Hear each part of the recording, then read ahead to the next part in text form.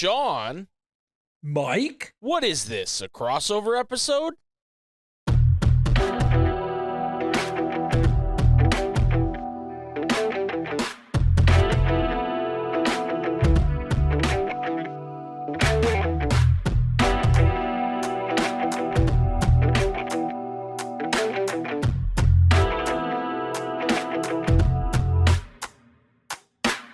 Yowza, yowza, bobowza.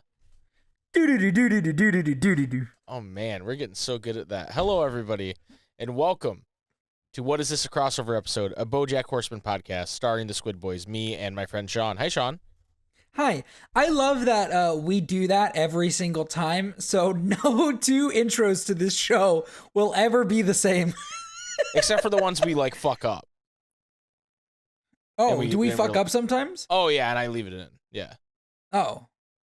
There was times where you forgot the doodly-doodly-doo, and then there's times where I don't say yowza yowza bobowza because I thought it was after the doodly-doodly-doodly-doo. Yeah, but what I mean, I guess, is that, there's no two episodes where the opening is the same, you know? Because it's not like it's a pre-recorded thing. It's something we do every single time. It's true. It's true. You're right.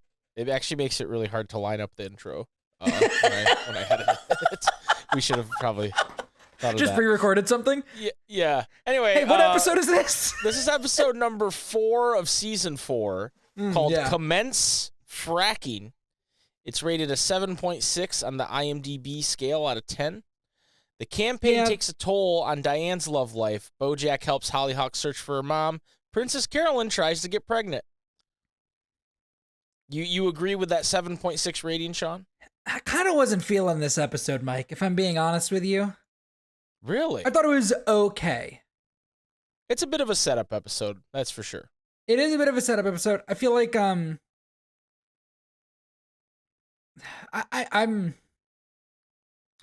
the Todd episode, I think, dragged worse, but I feel like it had a really interesting emotional climax at the end.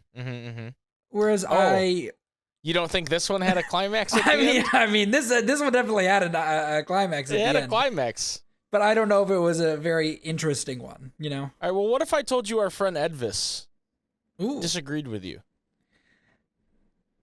I wouldn't be surprised. To know, this is the only review on this episode is Edvis's review. That also tracks. With words, obviously. Obviously, more people have reviewed it than that, but the only person who left a written review. And Edvis gave this an 8 out of 10. Subject line 8. Decent episode. I don't know why daughter is mad on BoJack for not being good father if he didn't even know he's a father. That's kind of stupid. I don't, Can we talk about that instead? There's a lot there You want to talk about Edvis's... I don't know. Hang on. Can you read that again? I need to process. Decent episode. I don't know why daughter is mad on BoJack for not being good father if he didn't even know he's a father. That's kind of stupid. How many kids do you think Edvis has that he doesn't know about? I don't think Edvis has had sex ever. That would be surprising to me if Edvis had fornicated with somebody. I feel like we really turned on Edvis with that one. That's a terrible take. I love our guy Edvis, but you got to know when to call a spade. You know what I mean? Yeah, that's an astoundingly bad take. He's more of a plastic shovel than a spade. Yeah. This episode came out on I scrolled down too far. September 8th, 2017, and normally we look back at that day in history and what happened. But I have a special surprise for you, Sean. I'm scared. In this episode, Hollyhock mentions that she was born in December of 1999. And they have a moment where they're gonna pretend they're gonna do the whole flashback thing that they do in the show with the music, and she cuts him off. But since she doesn't say a date, I decided let's just look back at December of 1999, the month. Y2K. The whole month. So I got some reading to do for you. Okay. December 1st Rapper Jay-Z stabs record executive Lance Rivera at a nightclub in New York. I mean, he must have had it coming, right? Yeah. Lance Rivera, come on. Yeah. December 2nd, the United Kingdom devolves political power in Northern Ireland to the Northern Ireland Executive. Okay. I think that's positive. A plus. That seems like a good thing.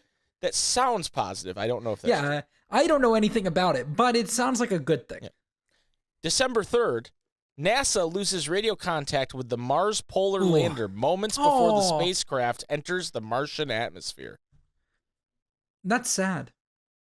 Do you think the Decepticons got it?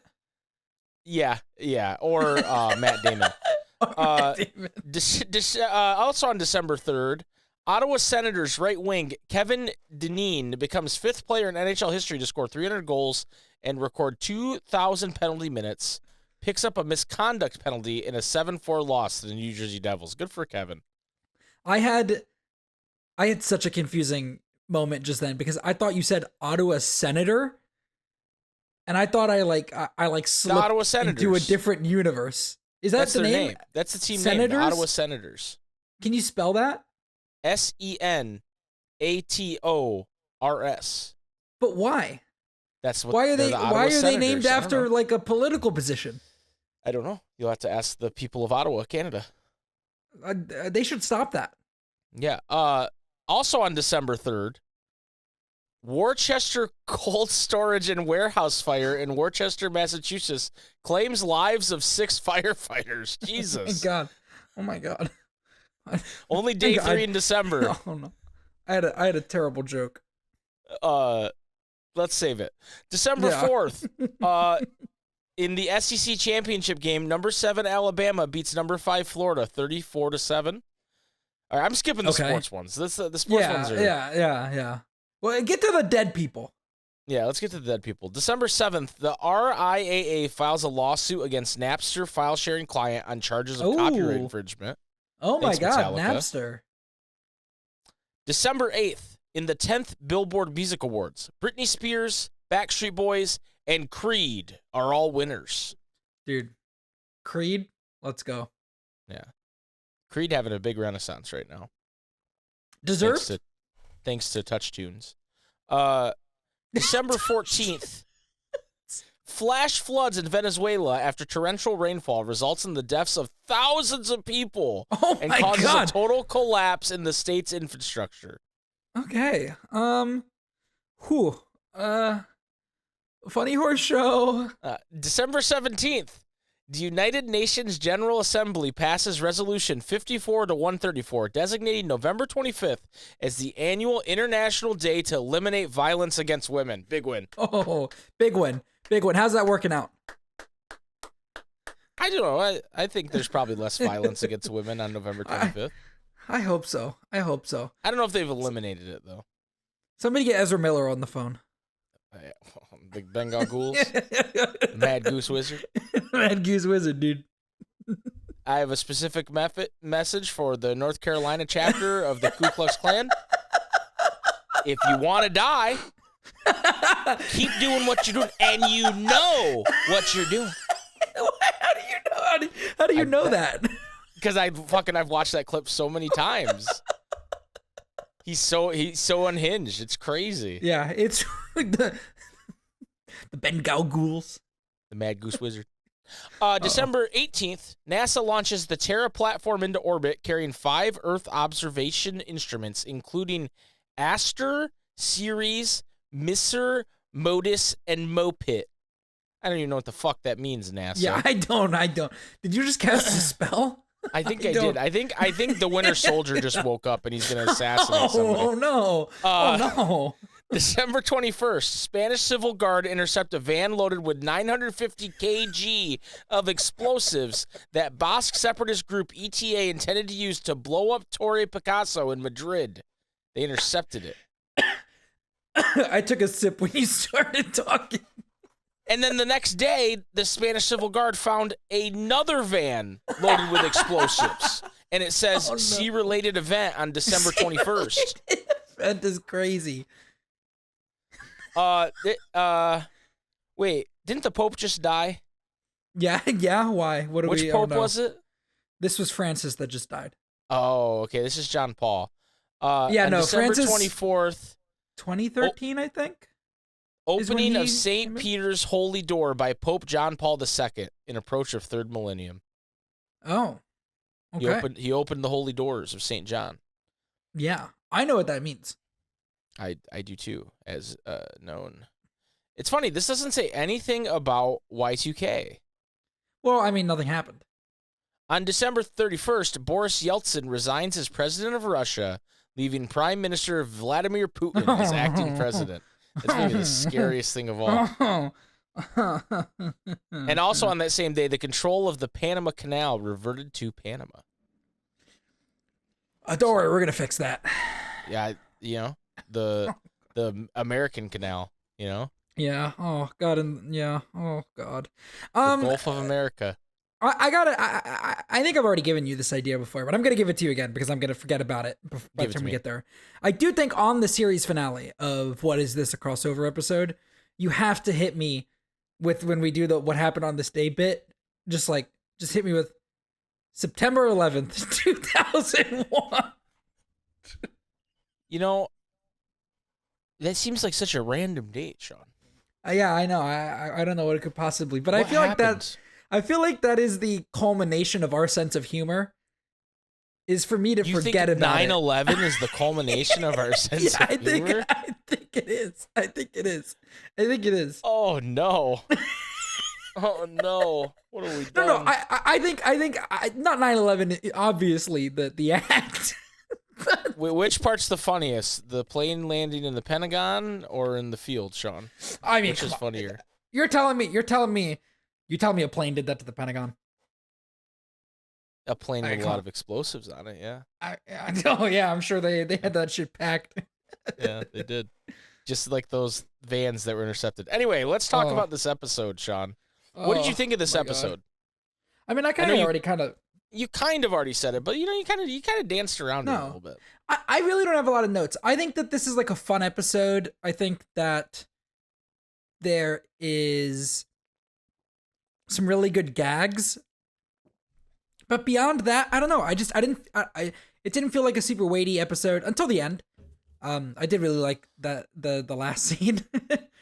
That felt weird. Liked the last scene? Mm. Yeah, I don't know. I that was very strange. Their relationship hit it. We'll talk about it, but a very unhealthy point.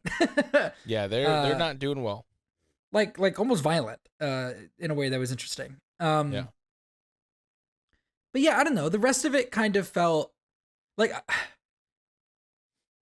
I feel like this show is very creative and very innovative, and it zigs a lot of times when I think it's going to zag. And having an episode that is primarily about BoJack and Hollyhock going and seeing all the people that he banged throughout the years, right? To try to find his mother. I don't know. That feels very like, it doesn't feel like this show in a way. It feels like something that this show would avoid, because it almost seems like obviously this is what would happen, so they would do something else. Does that make any sense? No, I get what you're saying. I think at best this show is a very funny but also somber look at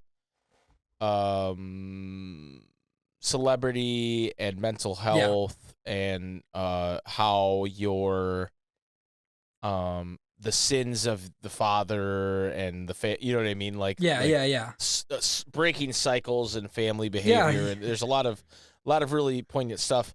And I think at its worst, it's a situational comedy about a funny horse guy, right? Yeah. And I think this is a situational comedy episode about a funny horse guy. I think you're absolutely right. And to me, I think in a way that I didn't expect, the BoJack part was the weaker part of the episode.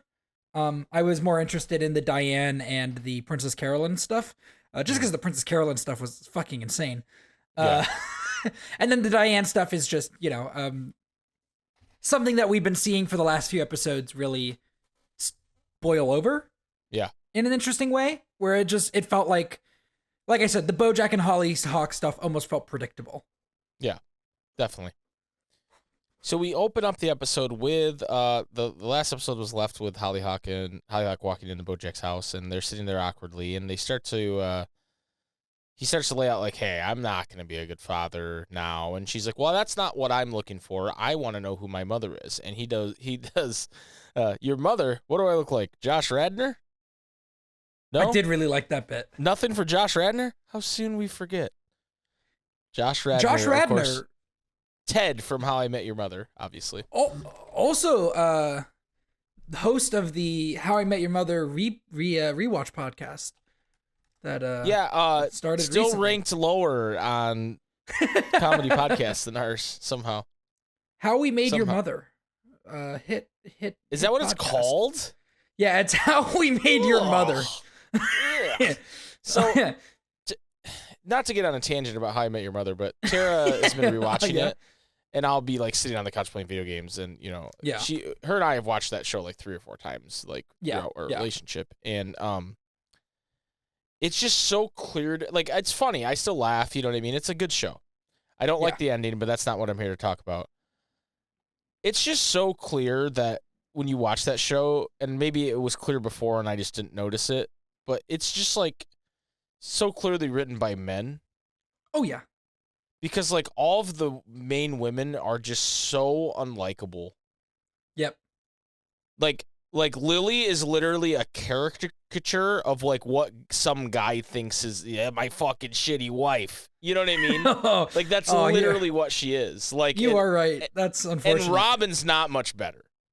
Yeah, no. And it also honestly, feels like a Ted's victim of its own shittily success. too. Well, here's the thing.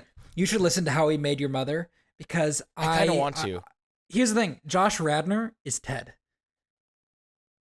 Well, like you mean in real life? He's not an actor. He's just, that's who he was. I've listened to like 2 episodes of the podcast. The first one out of like sheer curiosity, and then the second one out of like, there's no way this is who Josh Radnor actually is, because it feels so much like Ted. In a way that is like, Ted as a character is, welcome to the How I Met Your Mother podcast, is a character that at times can be very endearing, but most of the time is just like, oh, dude, shut the fuck up, Yeah. Like, you think you're so much smarter than you really are. And who's the other host is one of the show creators, right? Yes. Craig Thomas. Okay. All right. Yeah. I don't know. Anyway, I think you should listen to it, because I did not realize how much Josh Radnor was like Ted until listening to him talk on the podcast. Is, I'm sure he's had roles since then, but it's not like Josh Radnor started like showing up in movies and stuff. No. Like, cause my hypothesis has always been it's not really an acting job. He's just being him. Yeah.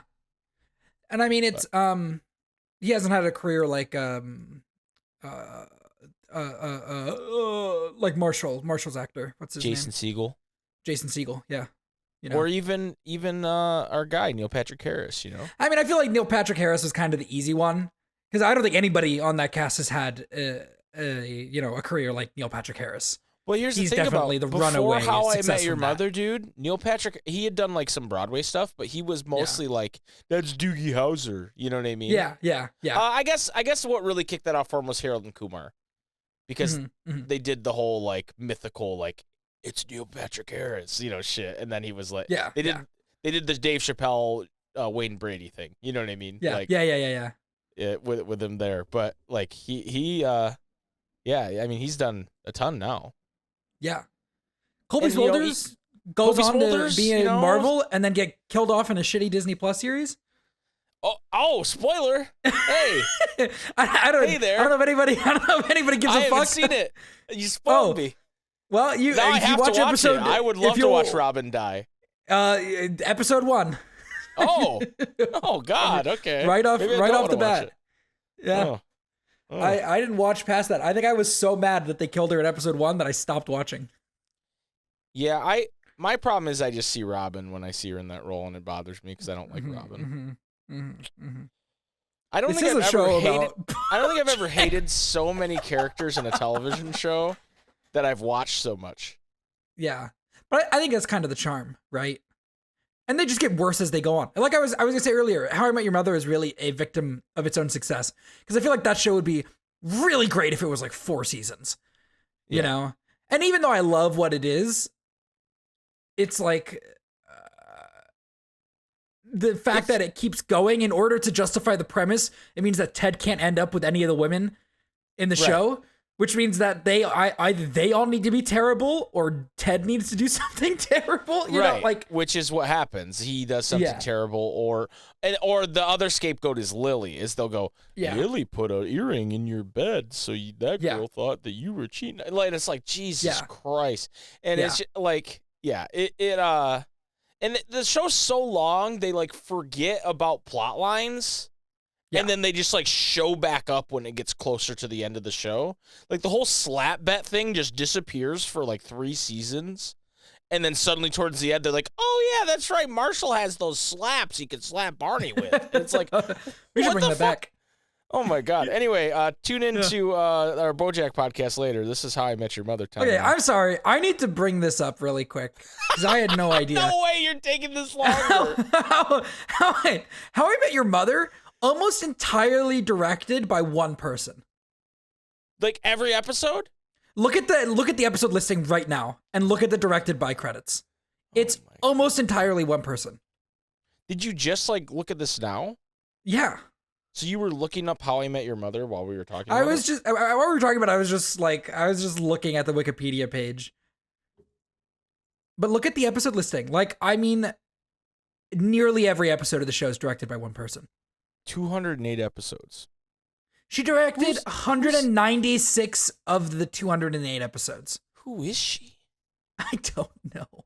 Maybe that's just how things happened before, but like that's very very unusual for now. She did 20 episodes of 2.5 Men. How did she have time to do that? Like, the 2.5 Men will have the same director for most of it? Sean, no, it changed around a lot. Get this, Sean. What's up? She also directed 19 episodes of How I Met Your Father. That's crazy. Does that have more than 19 episodes? She directed, like, an entire season of 2.5 Men. Like, there's just season 2. She just directed, like, the whole thing.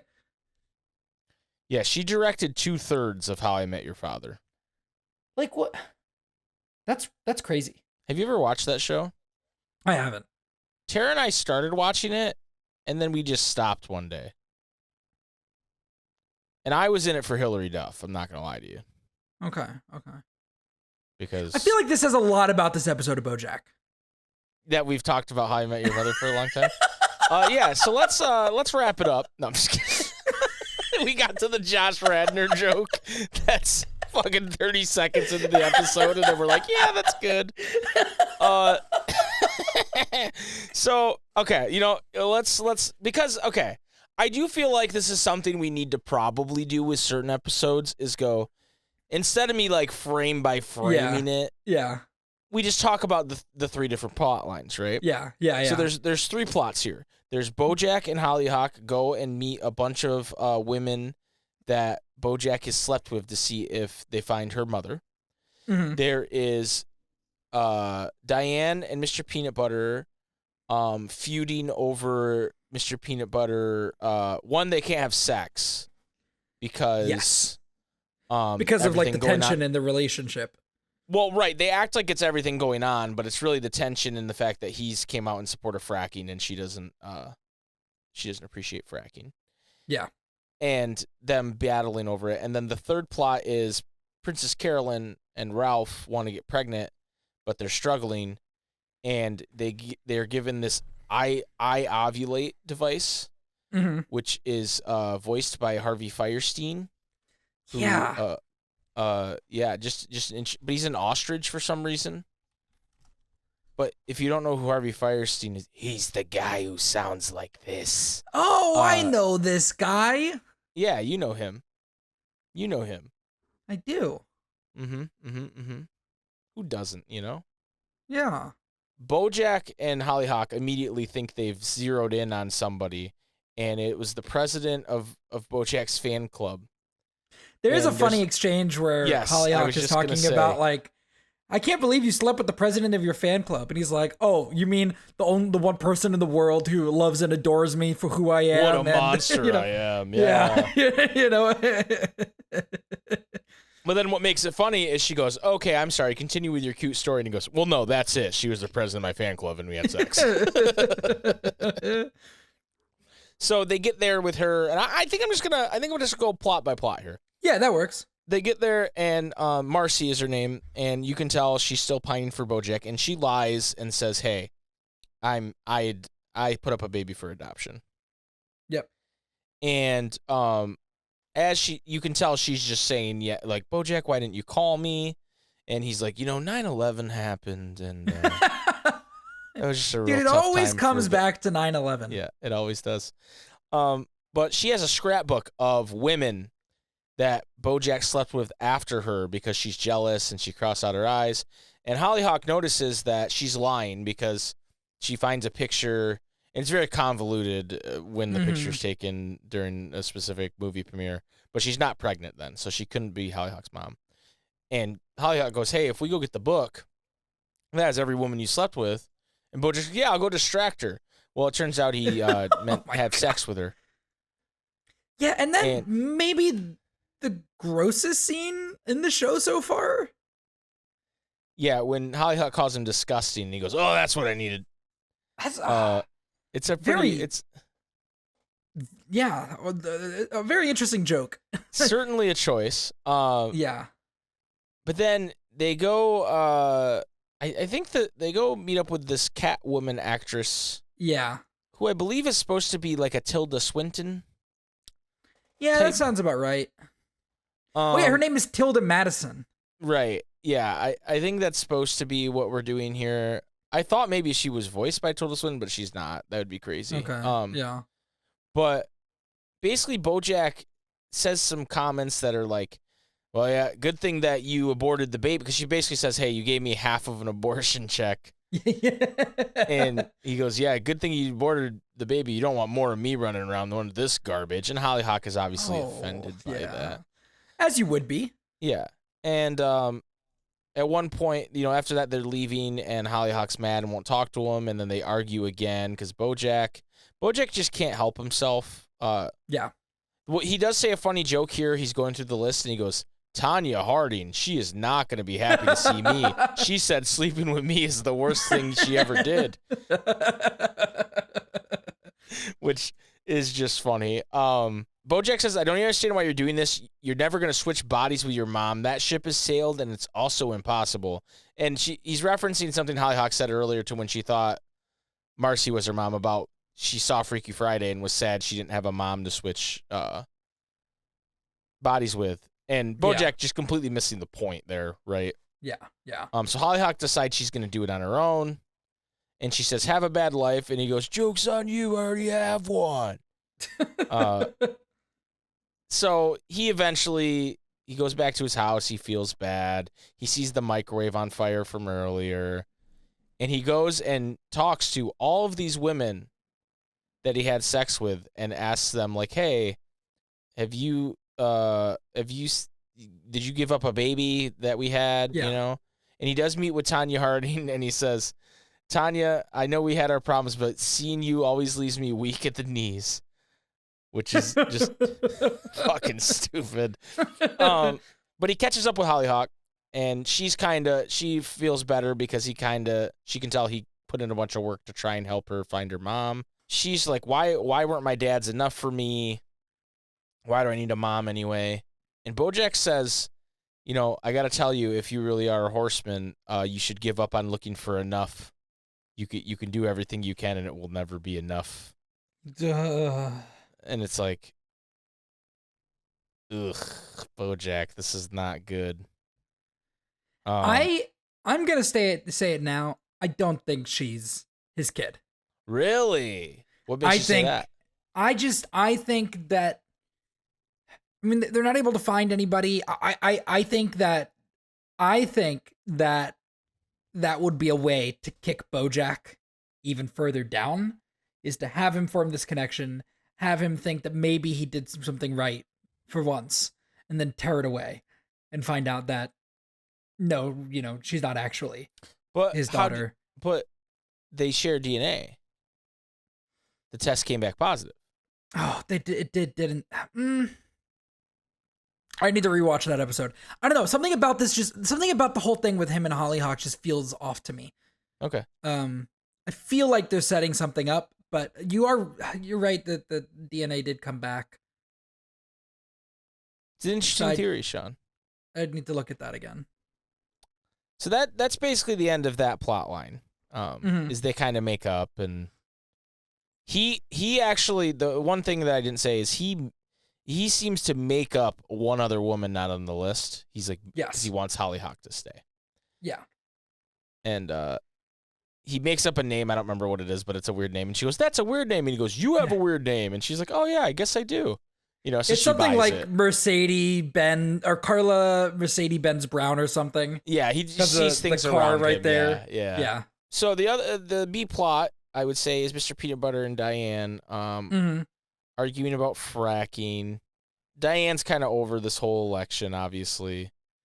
Basically, Mr. Peanut Butter has to go around talking about fracking, but she goes to Girl Crush at her job, and they're having like a production meeting where they're all pitching things about like having sex with their husbands. And Diane's like, "Well, what about people who aren't having sex with their husbands?" And why can't I think Stefani? That's her name. She kind of pulls her aside and is like, "Hey, like you should probably write something about how you're against fracking, even though your husband's," basically is what she gets at, because the campaign's been testing their marriage, and she just kind of pushes her in that direction of writing a fracking article. It's a while in the episode before we see them again, but when we do, Mr. Peanut Butter is live with Tom Jumbo Grumbo, and there's a picture of Diane eating a very messy sandwich. Yes.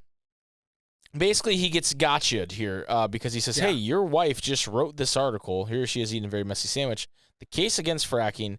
And Diane in it says, like, here, hold on, I have the quote. "If these frack-happy politicians even knew how dangerous it was, they wouldn't allow it in their own backyards. Diane win." Mm-hmm. And Tom takes that literally and goes, "So, she issued a challenge. Would you allow fracking in your own backyard?" And Mr. Peanut Butter has to double down and go, "Yes." And then he connects, "Here's Frankie Flackery, foreman and spokesjack for Flackery will get you everywhere. Industry Drilling Company. Flackery Flack, let's talk frack." Which is the most ridiculous, stupid joke. So this guy's like, "Yeah, I'll go drill on his property right now." And you can tell Mr. Peanut's like, "Oh, fuck, but yeah, sure, let's do it." Which is just ridiculous. Diane gets home, and they are fracking on her lawn. And there's fire coming out of their sink when they turn it on. Todd's eating DeCapricorn flakes. Good. What is his first name? It's DeCapra. He has a ridiculous name in this. It's not Leonardo DeCapricorn. It's something stupid. I don't remember if it's already been said. But Katrina gives her a speech that's basically like, "Hey, you can either be supportive, or this is going to ruin your marriage." Yeah. And they kind of go back and forth on it. Katrina kind of burns her a little bit to the point where Todd goes "Damn!" as he's eating the cereal. It's really the one Todd moment in this episode. Which I think is okay. He had the whole episode. Yeah, he had a whole last last episode. And so later in the episode, Mr. Peanut Butter walks into a dark office where Diane basically blackmails him. Yep. She says, "Hey, I have this article. You need to drop out of the race. I have this article called The Case Against Mr. Peanut Butter, and I will send it." And he's like, "What? Why would you do that?" And she's like, "But you need to drop out of the race." And he's like, "Well, no, like, I'm not going to drop out of the race." And he's like, I can be more conscientious of your feelings. And she goes, "No, that's not what it's about." Like, and she sends it. He smashes her laptop. She smashes the desktop, and then she smashes his favorite cup, and then they start like wrestling with each other, and then she accidentally tears his shirt, and they start making out, and she's like, "Shut up, take off your shirt," and they start having sex on the desk, and then she screams, "Frack me, Mr. Peanut Butter." Yeah, of course. What else would you say in that situation? I don't know. If I was against fracking, I don't think I'd say frack. Does Diane really stand for anything, though? Wow.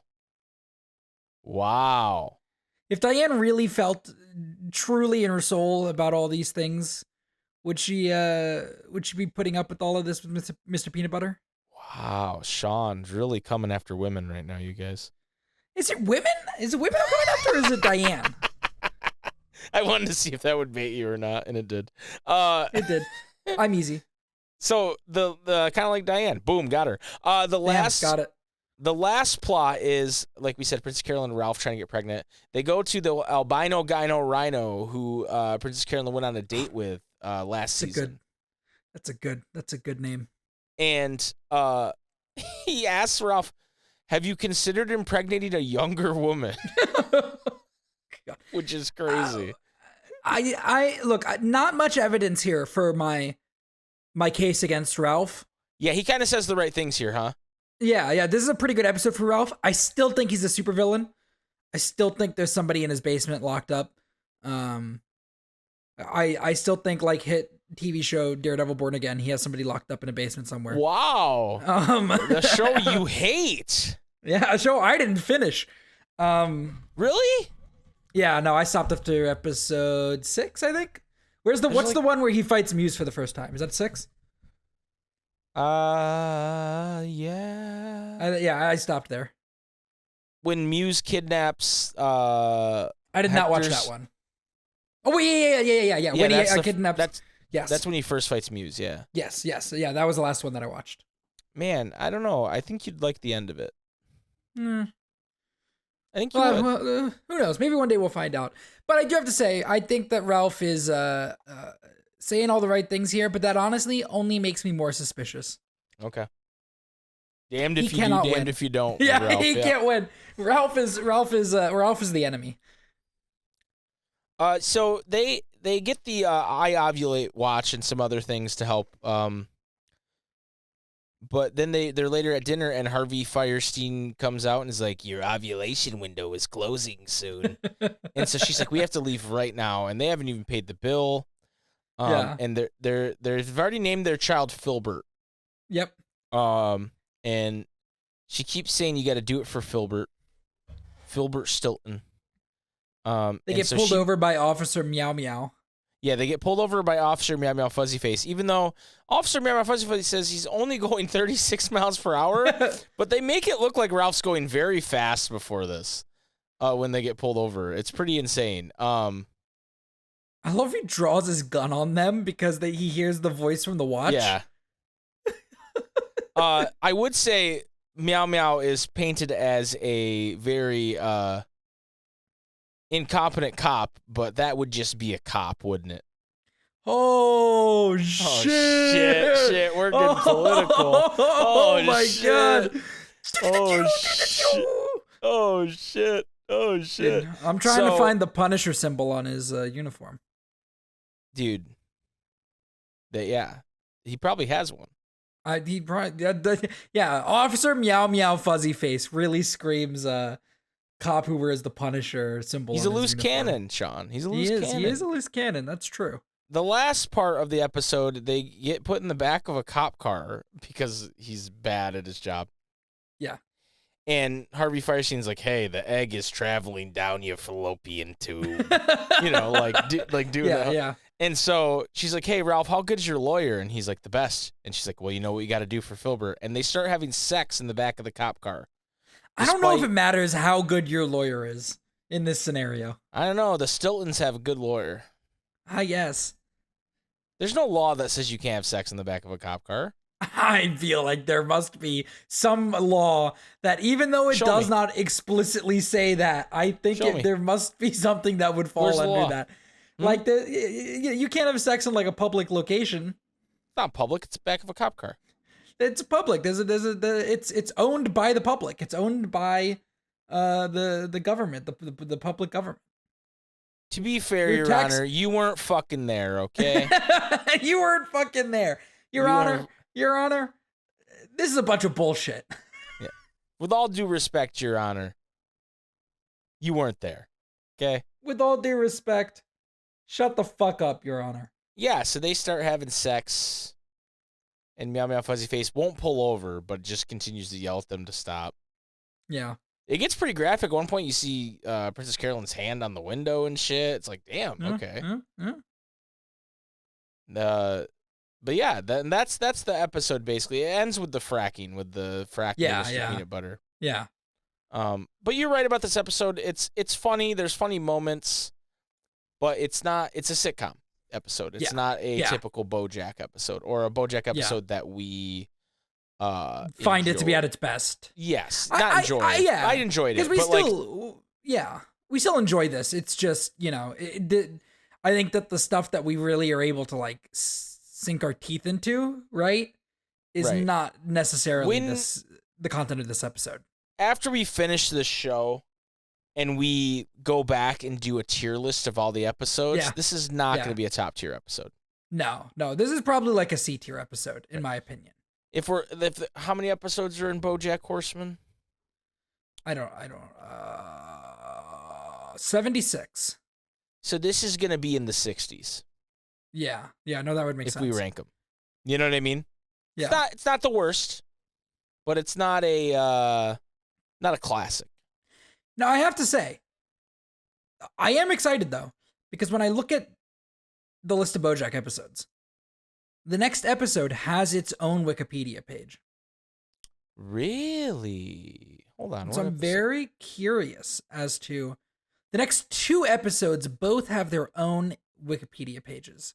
Okay, so the next episode is titled Thoughts and Prayers. Oh. A mass shooting at a mall creates a PR nightmare for Princess Carolyn. God. BoJack takes Hollyhock to visit his estranged mother. It's an 8.1 out of 10 on IMDb. Oh my God. Both of those sound incredible. Thoughts and Prayers. Yeah. Oh wow. Okay. I'm very surprised Thoughts and Prayers has its own Wikipedia page. I'm not surprised Stupid Piece of Shit, which is the episode after that. Okay. Stupid Piece of Shit is my favorite BoJack episode. Oh my God. I'm sorry. I feel like you told me that we were going to have a little bit of a slow run at the beginning of the season, but that the back half of the season was just going to be bangers. Dude, the back half of the season is, I think, from 6 on, is just, I really like episode 7, but a lot of people don't. Okay. Episode 8 sucks. Well, episode 8 doesn't suck, but it's a lot like this episode. Okay. And then episode 9's a banger. Episode 10 is good. Episode 11's a banger, and episode 12's a banger. Yeah. I'm very excited. Yes, you should be. We didn't do the categories though for. No, we should do those. So what was your favorite? Fracking. What was your favorite animal-based joke? I liked the guy going up to the bar and ordering a grasshopper, and then the grasshopper that was gonna be around. mine. That was gonna be mine, dude. Later in the scene, he leaves with the grasshopper. So he rizzed up the grasshopper, which is good shit. Yeah, I think that's also my favorite one. That's really fucking good. What's your favorite line in the episode? I like the Tanya Harding one is good. But I will say there's a quote I have here that the albino rhino gyno says right at the beginning. He goes, "Good news, the results are in. Bad news, the results are bad. Like an omelet bar at a mongoose convention, you're running dangerously low on eggs." And then Princess Carolyn asks, "How many do I have left?" And he says, "Well, let's just say it's more than Harry Potter movies, but fewer than James Bond movies." And Princess Carolyn goes, "Doctor, no!" Which is a James Bond reference. Yeah. That's a good one. Yep. I like that one a lot. I think my favorite, I'm going to pick one that we haven't already talked about, is I'm going to drill you deep and fill you with a mysterious substance. It's not just mysterious substance that scientists don't quite understand, is what he says. Oh my God. Incredible. And she's like, "This isn't hot for me." So it's funny that later in the episode, she tells him to frack her because at that moment, she's not into it. Yeah. No, that's absolutely incredible. Yes. And what's your favorite running bit in the episode? I mean, I got to shout out the Tanya Harding bit again because it comes back. Yeah. I do like that. This isn't like a running bit necessarily, but the Firestein watch at the end when they're like having sex, he goes, "When can I pick up my check now?" Like he's like just phoning it in for a check, and I think that's really funny. I think overall the Harvey Firestein like watch bit is really good. It does kind of feel like the one running gag that I think works every time throughout the episode. Yeah. I feel like this episode doesn't have a lot of running gags in it. No. I do always love Tom Mumbo Grumbo or whatever his name is. Grumbo Jumbo. Grumbo Jumbo, that sounds right. Jumbo Grumbo? I don't know.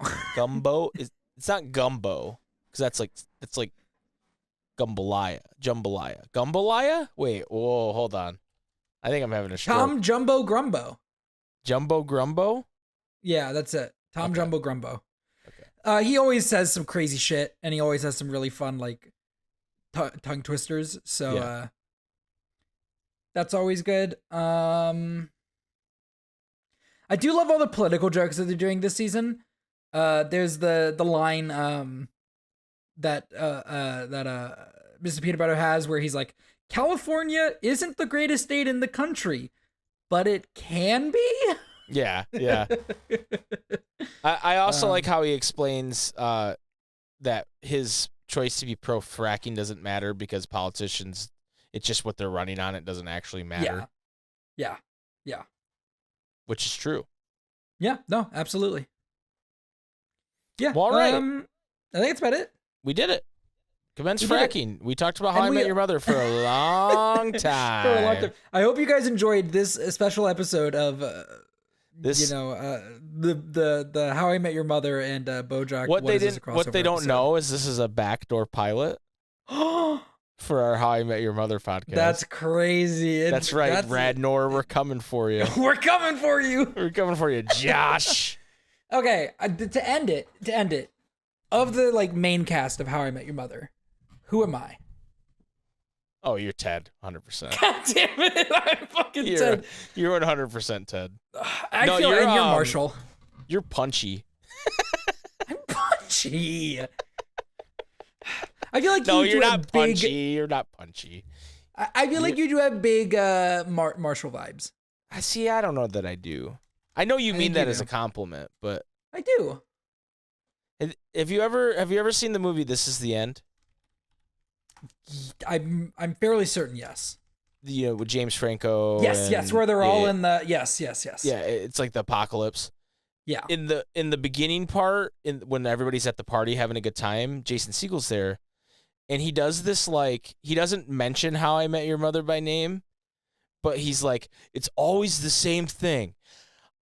The wife looks in the fridge and goes, honey, did you eat the cake? And then I turn around and I got chocolate all over my face. Like he goes into some monologue, like talking about how much he hates How I Met Your Mother, and it's so funny. That's funny. Yeah. And I think this was around the time because one of the reasons the last season sucked so bad is because he didn't want to be there and couldn't be there. So they filmed him separately. And that's why he's like not there. He's like in a road trip. Yeah, he's in a car for like that whole season, isn't he? He almost didn't do it. Like he almost ruined the show because he was just like, crazy. I don't want to fucking do this anymore. Because he had blown up by that point in movies. You know what I mean? So he was just like, why the fuck am I doing this? But the Muppet movie. Yeah. Muppet movie, freaking Sarah Marshall. Other movies he's been in. I Love You, Man. That's a good movie. Well, guys, you ever seen I Love You, Man? Listening. I have not. Oh, it's good. Paul Rudd and Jason Segel. It's a good one. Oh, I do like Paul Rudd. Yeah. You want me to give you the premise before we go? Yeah. Give it to me. So the premise is Paul Rudd is marrying Rashida Jones, right? And he is like one of those boyfriends that like is like the perfect boyfriend, but he doesn't have friends. Okay. Like he cooks and like all her friends come over and they're like, oh my God, he's such a catch. But like the kind of guy that like stereotypically you'd be like, well, this guy's gay. He's not like yeah, right. But then they're going to get married and he doesn't have anybody to be in his wedding party because he doesn't have friends. Yeah. So the movie's about him like trying to make friends through like dating apps But then he meets Jason Segel. Yeah. And they become friends.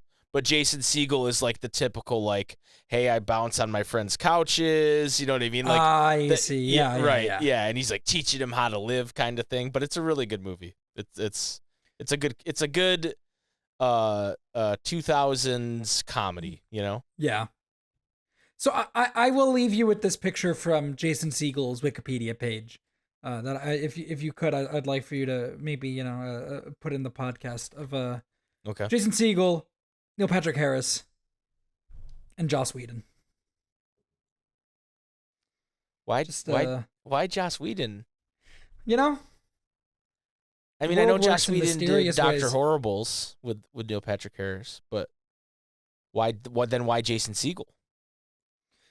The world works in mysterious ways. Whenever I see Joss Whedon and I look at him, I go, "What's this guy's play?" Yeah, doesn't he look evil in this? Doesn't he look like he's gonna do something? He looks like he's like, how can I in my next movie make it so there's a barefoot woman? That's what he's thinking about. You guys can follow me on Twitter at Sean_AFK. You can follow me on Twitter at SpikeGhetti Rose and on Twitch at twitch.tv/super SpikeGhetti Rose. Thank you guys so much for listening and watching. Joss Whedon, fuck you. Suck a dick, dumb shits. Bye.